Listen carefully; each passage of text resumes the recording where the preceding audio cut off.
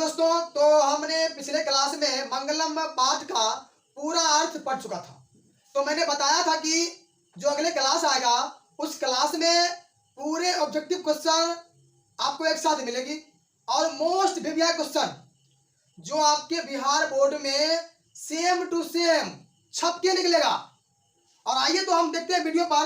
ये पहला हमारा क्वेश्चन है कि मंगलम पाठ में कुल कितने मंत्र हैं।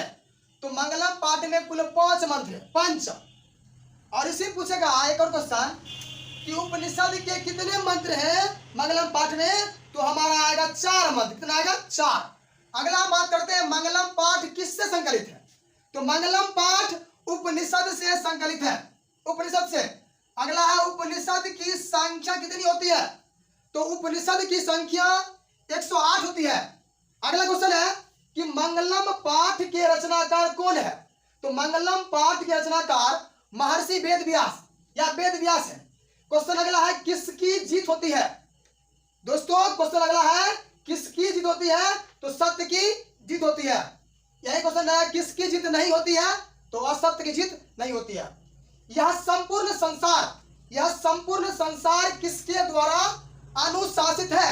तो यह संपूर्ण संसार परमात्मा के द्वारा अनुशासित है।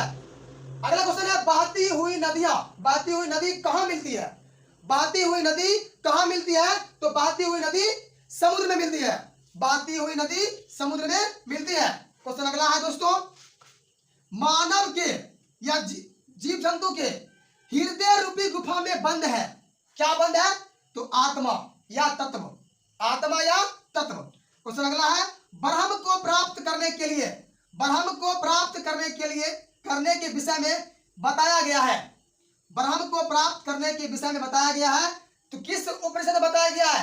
तो वह हमारा होगा मुंडकोपनिषद। किसमें होगा। मुंडकोपनिषद में होगा।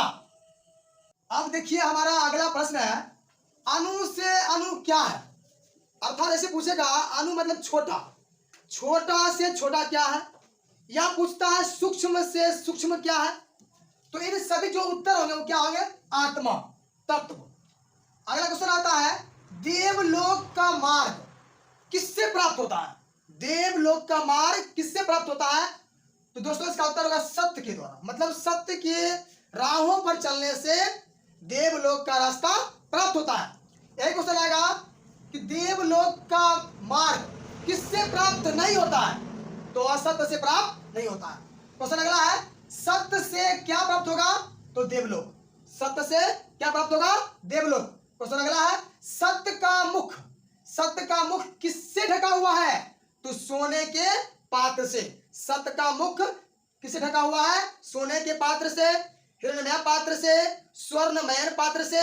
ये सारी बात क्या है। एक ही है। कुछ हिंदी है कुछ संस्कृत में है। अगला है मृत्यु को अपने बस में कौन कर लेते हैं। मृत्यु को अपने बस में कौन कर लेते हैं।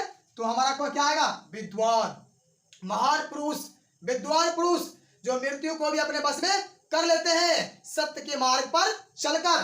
क्वेश्चन अगला है आत्मा का गूढ़ मतलब रहस्य किसमें व्याख्या की गई है। अब हम इससे पहले पढ़ते थे अनोरनियन मातोमयन। तो उसमें क्या था उसका उपनिषद। तो यह था कठोपनिषद। यहां वही है उसका दे दिया हिंदी कि आत्मा का गूढ़ रहस्य किसमें व्याख्या की गई है। तो कठोपनिषद में। क्वेश्चन अगला है परमात्मा की महिमा का वर्णन किसमें किया गया है। परमात्मा की महिमा का वर्णन किसमें किया गया है। तो ईशावास्योपनिषद में। क्वेश्चन अगला है सत्य और धर्म के दर्शन के लिए किस पात्र को हटाना चाहिए।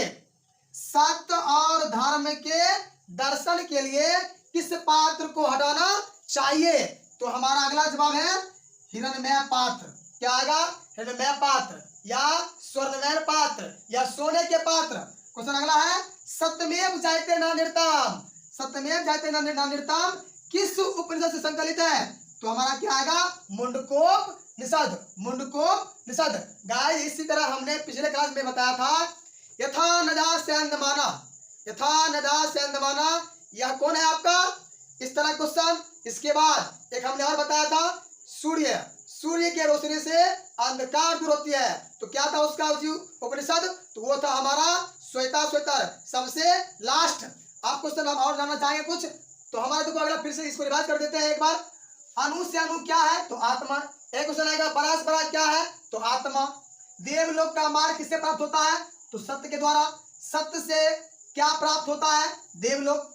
गाइस सिर्फ देखते नहीं रहना है, कभी कभी लाइक भी दे देना है, सब्सक्राइब भी कर देना है और शेयर भी कर देना है, दबा दबा के घुमा घुमा शेयर करना है। ऐसे नहीं है किशन माँ तुमको देख रहे हैं हम, ऐसे नहीं करो। अगला है मृत्यु को अपने बस में कौन कर लेते हैं? तो विद्वान। कौन कर लेते हैं? विद्वान। आत्मा के गूढ़ रहस्य किसमें व्याख्या की गई है? तो कठोपनिषद में। क्वेश्चन अगला है, परमात्मा की महिमा का वर्णन किसमें किया गया है? तो ईशावास्योपनिषद में। अगला है, सत्य और धर्म के दर्शन के लिए किस पात्र को हटाना चाहिए? तो हिरण्मय पात्र। क्वेश्चन अगला फिर वही आता है, सत्यमेव जयते नृतम किस उपनिषद से संकलित है? तो मुंडकोपनिषद। यही आएगा। सत्यमेव जयते कहां से लिया गया है? तो उपनिषद से। और सत्यमेव जयते किसका मंत्र है? तो महर्षि वेदव्यास का। Best of luck. आप लोग सिस्टम में आइए, सिस्टम में आकर कंटिन्यू क्लास कीजिए। इसके बाद हमारा बहुत बड़ा भोकाली कर दीजिए, इतना बड़ा भोकाली। हमारा सब्जेक्टिव क्वेश्चन आ रहा है, सब्जेक्टिव अर्थात विषयनिष्ठ क्वेश्चन आ रहा है, यही मंगलम पाठ का। तो दोस्तों एकदम जोरदार जोर लगा के देखना है और सब्सक्राइब करना है।